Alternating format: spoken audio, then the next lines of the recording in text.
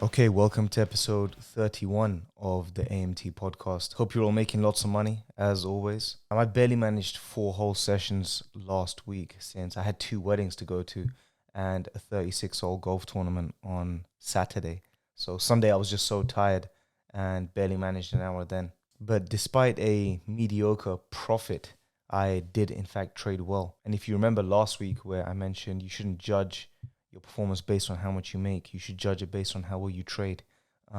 This week's result should go to show why. But this week, I've been pretty much trading every day and will continue to do so through Sunday. So hopefully we can start pulling off some serious results, especially with the heavy test cricket schedule right around the corner.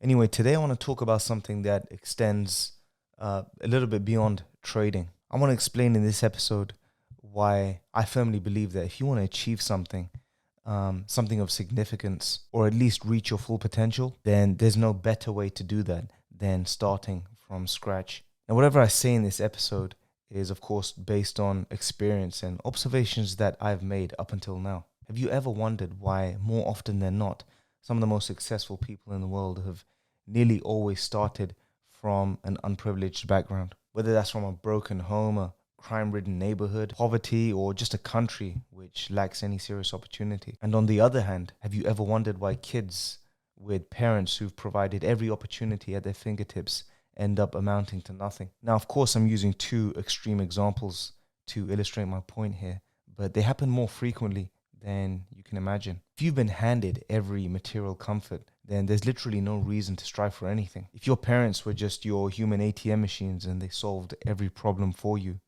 there'd be nothing to figure out. Money comes as fast as it goes, and it's literally impossible to attach any sort of value to anything because you've never had to earn it. You've essentially been handicapped since there's never been a reason to ever work hard or take any sort of risk. Whereas if you start adulthood with no tangible advantage, no cash, connections, property, you're forced to go on the offensive. You're forced to attack life full throttle because you've got no choice. There's no safety net to fall back on. Now, I didn't grow up under either extreme.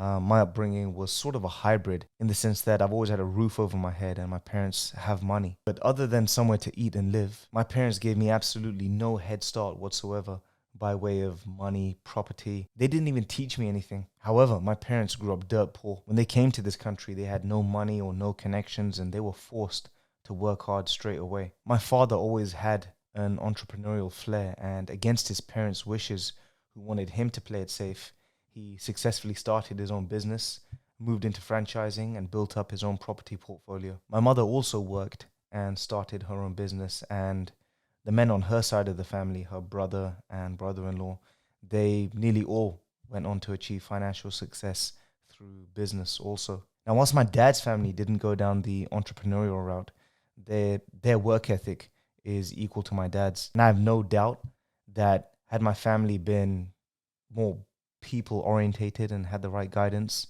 had they been more entrepreneurial, that I have no doubt they'd be worth 100 million. Now, my dad's done more than all right for himself, and even as a retiree, he's got ants in his pants. He can't sit still, and when he's not passively managing his properties, he's always doing some sort of work, whether it's the gardening, which is pretty backbreaking work. He does it year round. He's always cleaning up. He's always working out. That work ethic from a young age is now firmly ingrained in his DNA because he really had no choice. There was nowhere to put their feet up and rest. They didn't own anything. They didn't have a house. There was no inheritance to rely upon. And I do believe my parents' work ethic and values in part comes from what's become a standard amongst the South Asian community, where there is a strong emphasis on family, hard work, and education. When the first wave of Asians arrived in Britain in the 40s and 50s, when migrants were being recruited to fill labor shortages resulting from the World War, they came here with nothing. They had no choice but to take up whatever menial labor they were offered. And when the second wave of Asians came from East Africa in the 60s or 70s, which is the group my parents were part of, they did so because they were expelled from the new independent regimes like Kenya, Uganda, Tanzania. Even the wealthy Indians had to leave behind most, if not all, of their wealth. But instead of crying, complaining, and looking for a handout, what they did have going for them was an English education under British colonial rule in East Africa, and a strong knack for business, which just so happened to coincide with Margaret Thatcher's enterprise economy, which they thrived under. Hence why so many Indians went on to own pharmacies and news agencies. But beyond that, Indians have gone on to thrive and dominate in sectors like healthcare, medicine, real estate, science, business, you name it. Just have a peep at the annual British Rich List. It's full of Indians. Now, my mother's Indian, but my father is actually Pakistani. And unfortunately, Pakistanis lag far behind Indians when it comes to achievement. There's many reasons for that, but for the sake of not going off tangent, and more importantly, not upsetting anyone, because it's nearly impossible to have such a discussion without emotions going out of control, let's just look at the facts objectively, without judgment. Now, whilst my father may fit the statistic with regards to lagging education, he more than made up for it with his work ethic and his appreciation for the principles of business. He's honest, he works hard, and he doesn't make excuses. And collectively, what my parents and the Asian diaspora as a whole lacked with regards to economic capital, they more than made up for with social and cultural capital, which has formed the backbone for their success. Now, I don't want to compare my demographic with others because that's not fair. But the reason why I'm highlighting it is because I am proud of my heritage. And I feel like I owe it to my parents and my community as a whole to be successful. That's a chip on my shoulder that I'm willing to carry.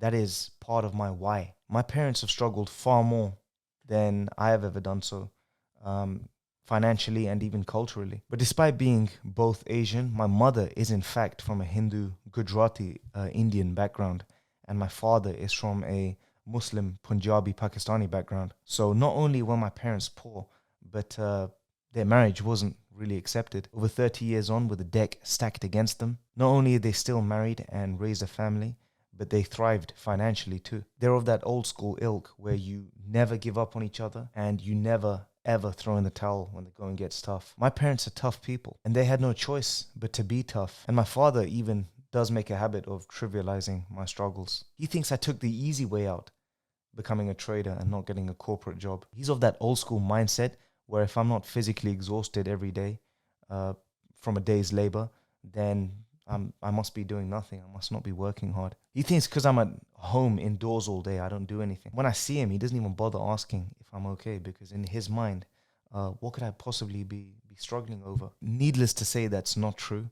And anyone that's been lulled into thinking that my trading journey has been a cakewalk, just go have a listen to episode 28 of this podcast, where I go into detail explaining my worst ever losing period. But with regards to my background, it's a blessing that I didn't have those kind of parents who wanted to shield me from life. My parents made it clear to me that their only responsibility was to put a roof over my head. And with hindsight, it's the best thing they ever did. Naturally, I'm a very lazy person.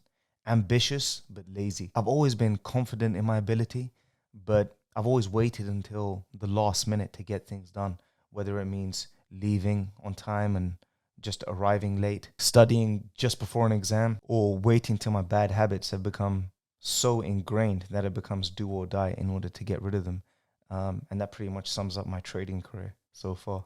But honestly, if my parents had been the type to just spoil their kids just for the sake of existing, paying my way through college, paying for my degree, buying me a property, buying me a car, thinking that they're helping me, there'd really be no reason for me to work as hard as I do. Not only would I be bored out my mind, but I would never have had to confront my laziness. It wasn't until I had to pay the price for my laziness that I was able to wake up and make a conscious effort to rid myself of the bad habits that were hindering my progress. I went to a good university and there were so many private school kids there whose parents probably forked out tens of thousands during college just to get them to the same university and same degree as I was doing. And I went to a regular state school. These kids would have designer clothes. They'd be popping bottles in the clubs. They'd be getting a new car for their birthday. And a lot of them ended up doing hard drugs because they were bored and they could afford them. Now, a lot of these kids were lazy like me at the time, except their parents would just send them cash whenever their funds were low. Like I said, they were just human ATM machines. One low life I know even used to steal from his parents. Now, granted, they all got good grades and they got good enough jobs. On paper, they weren't really failing. But given how much money their parents had to fork out and how many strings they had to pull just for their kid to land a job at Deloitte or some middle office job at a bank, none of them went on to achieve anything spectacular. None of them took on any sort of entrepreneurial endeavor. None of them took on any sort of risk because they felt like they never had to. They never had to struggle. And Nobody chooses to struggle. A 9 to 5 is about all they could handle before boozing and drugging themselves to death every weekend. I was only able to cultivate a strong work ethic because I knew the only safety net my parents were going to provide for me was somewhere to live. And not to mention the fact that I rejected a graduate scheme in order to take the risky endeavor of becoming a trader. In other words, without even realizing it at the time, I left myself no choice. If I screwed this up, then there really was no going back. So without realizing it, I put an awful lot of pressure on myself because no line of work will make you pay for your laziness and pay for your mistakes than trading will. If you have a bad day at your 9 to 5 or you pull a sickie, you still get paid. If I have a bad day, not only do I not get paid, I lose money. And there's no bigger kick in the balls than slogging away for hours for a loss. There's no hiding being a trader or an entrepreneur since you're 100% responsible and accountable for your failures and successes. If you mess up, it falls on you. There's no one else to blame and you're all alone to deal with it. But the glory and respect that comes from building something from scratch and the opportunity to scale your income is far greater. It's not for everyone, but it does separate the men from the boys. It will test your mettle and it will force you to learn and grow more than any steady paying salary would. And this isn't a knock on anyone getting a 9 to 5, by the way. There's absolute honor in exchanging your time for money in a linear fashion, especially if you're passionate about what you do and if you're providing a good service that you believe in. But when you veer off on the path that I did and you have to see your peers making more money than you, getting new cars, they're saving up for a house while you're scraping the bottom of the barrel, it's hard not to have regrets and think about what could have been, especially when you've worked so hard with so little to show for it. For me, the fruit's only finally coming to bear, but with the knowledge, the discipline, and the wherewithal I have now, which, by the way, I never would have developed if I had a 9 to 5. My scope for growth now is much bigger. Solo missions aren't for everyone.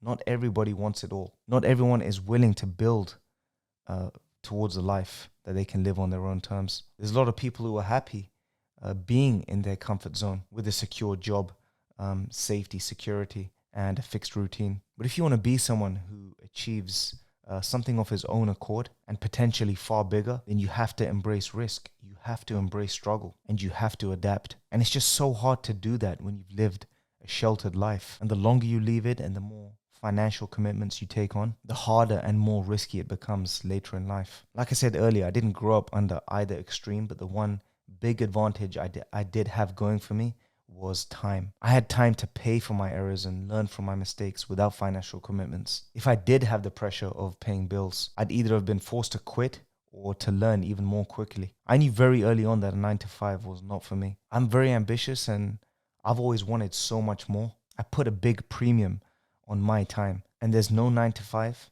that would compensate me appropriately for that. And besides that, I do want to prove to myself and my parents that I'm no slouch and I am capable. My dad always taunted me about being lazy. He used to call me a dosser when I used to wake up later than 8 o'clock back in the school days. And he always made sure to remind me how privileged I was, even though he didn't give me anything, let alone teach me anything. But I do still carry that chip on my shoulder to prove him wrong, especially since I've taken this unusual endeavor into sports trading, which he sees as no more than gambling. And whilst it took me a long time to finally get the breaks and get the ball rolling, I still got a lot to prove to myself and them. I do have a lot of worldly desires that I want to fulfill, and I'm not ashamed to admit that. I'll be crushed by them if I don't fulfill them. And when I do get what I want, I pray I have the strength not to be consumed by them and prepared to eventually let them go. But we'll cross that bridge when we get there. Until then, I'm very clear about what I want and why I want them. Like I said before, I have myself and others to prove to.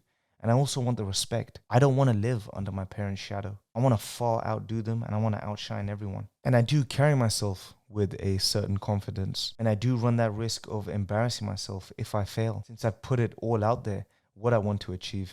And I'm not scared to say it. And last but not least, I've suffered and lost way too much in order to quit now. I could have avoided all those losses and painful lessons had I got a steady Eddie 9 to 5, all those sleepless nights and blown bankrolls and stressful situations. It couldn't have all been for nothing. There has to be something greater in store. And if I quit now, I'll never know how close I was to getting to where I know I belong. So many times I've wanted to quit and felt sorry for myself and contemplated a 9 to 5. But after I got over it, dusted myself down and picked myself back up, I knew that every trial was necessary for my growth, and it only added to my bank of fortitude. Every time I messed up and blew a bankroll, I just knew I was getting one step closer to figuring things out. If I was mentally weak and had a nice, cushy safety net to fall back on, I'd have quit a long time ago. Nobody chooses to suffer. And now I'm in a situation where I can comfortably say that for as long as betting exchanges exist, I will always have a reliable income to profit from without answering to anyone. Maybe sports trading won't get me rich, but it's certainly going to open a lot of doors for me. Manny Koshbin,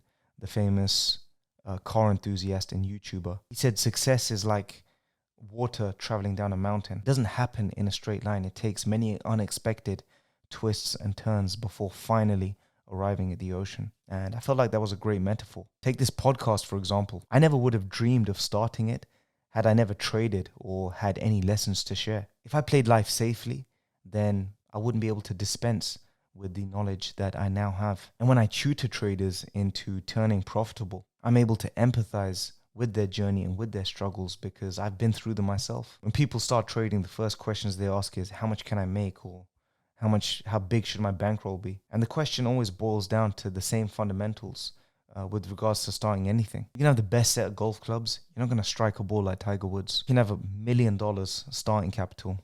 You're not going to start a Fortune 500 company. Similarly, you can have 100 grand bankroll. You're not going to make 2 to 5% a day. You have to start from zero. You have to earn your stripes. Trading is no different. If you've never experienced losing money before, which you inevitably will as a trader, how are you going to respond? When do you cut the trade? When do you let it run? How long do you let it run? Do you add to your position? It doesn't matter whether you start with 100 grand or 100 quid. You will, in all likelihood, lose the lot the first time round. So instead of losing your savings or, God forbid, someone else's savings, you might as well lose money you can afford to lose. And even if you are persistent enough and do turn profitable, it's still never smooth sailing. I can attest to that firsthand. Like I said, go and watch episode 28 of this podcast, where I cover in detail my worst ever losing period. But as painful as that chapter was in my life, I'm thankful for it because I now know what not to do. I'm now able to handle pressure and tough situations. Those are lessons I would have missed out on had my life been sheltered. Look, nobody wants a hard life. Nobody is actively seeking struggle. But between where you are now and where you want to be, there's an awful lot of growing and learning to do, which is why any worthwhile pursuit is met with struggle. You're having to deal with new situations and scenarios that you're not equipped for. There's only so much planning you can do, but until you throw yourself in the deep end, you're not going to learn anything. There's no manual in life as to how to succeed. You're just learning on the job, and that's why you fail. And you will keep failing and failing over and over again. But if you stay persistent, you keep trying new things, figuring things out, practicing with deliberation, finding out what works and what doesn't, success then just becomes inevitable. It no longer becomes a question of talent or luck, but grit and determination. If you never quit or throw in the towel, it's just a matter of time. And this is why people who come from nothing have so much grit and determination, because life forces them out their comfort zone.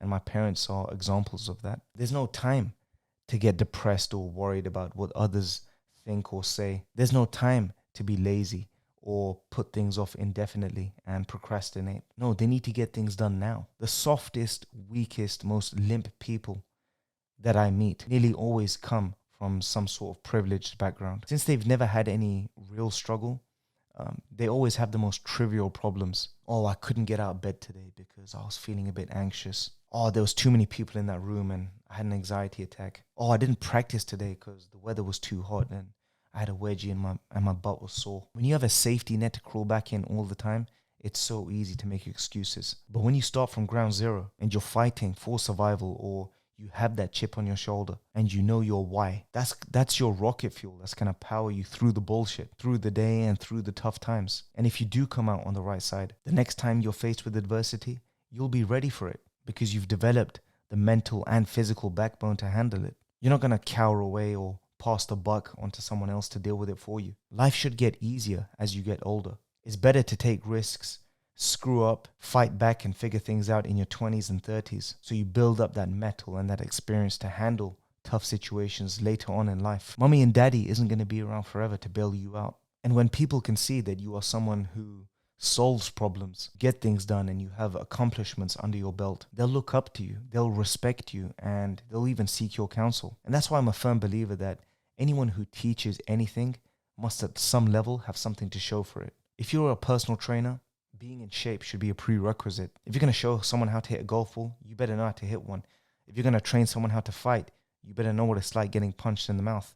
If you want to teach someone how to trade, you better know how to make money. There's too many gurus and mental coaches out there who are great orators and talented linguists and are great at drumming up motivation and may even give actionable advice. But they still miss that key final ingredient, which is field experience. If you haven't struggled or faced adversity and come out on the right side, you may give good advice, but you can never truly empathize with the journey. You can fake it and chime in with your 2 cents, but empathizing with someone else's struggles that you yourself have never faced, that's a signature you can't forge. It nearly always shows through. Look, I know I've berated anyone who's lived a sheltered life or whose parents have helped them out, but I am generalizing here. There's exceptions to every rule. If you're someone who works hard and is a real go-getter and does show promise, I'm all for parents providing just enough support to spur them in the right direction. But there's a fine line between helping and handicapping. I want to be clear about my message here. Not everyone wants it all. Not everyone wants to test themselves to the extreme or take risks or achieve anything spectacular, and that's okay. But whether you like it or not, no matter how safely you play life, no matter how much you try to duck and dodge conflict, opposition or hostility, one way or another, you will be confronted with tough situations as a man that are going to require tough decisions and bravery. That's just the way the world works. You can run, but you can't hide from that fact. And the sooner you come to that realization and come to grips with it, better you can brace yourself and be prepared for it. Duality is a fundamental nature of life. You can't appreciate peace without conflict. You can't appreciate sunshine without rain. You can't appreciate good times without suffering. And this is why the privileged kids that I mentioned at university were so bored all the time. They don't know struggle. But whether you want to roll the dice and play life for the high stakes or play it safe, you can't run away and escape that duality. One day, one way or another, those tough times are going to come. So you're better off embracing and preparing yourself now. And experiencing and embracing both sides of the coin is the only way you're going to appreciate life fully. Like I keep saying, if you've spent your life from a position of privilege, it's not impossible, but you're going to have a much harder time figuring out your why. You're arguably worse off since there's no reason to step out your comfort zone. And if you do start from a place, from a lack of abundance, just be mindful of your thoughts if you ever catch yourself being envious or jealous of people with a supposed head start. Everyone's dealt a different hand in life. It's not about where you start, it's about how you finish. And the less you have, the more powerful your why becomes. Anyway, that's my 2 cents. I hope I've given you some food for thought. Let me know in the comments what you guys think. I do read and reply. And of course, don't forget to like, share, and subscribe. And I'll see you guys soon.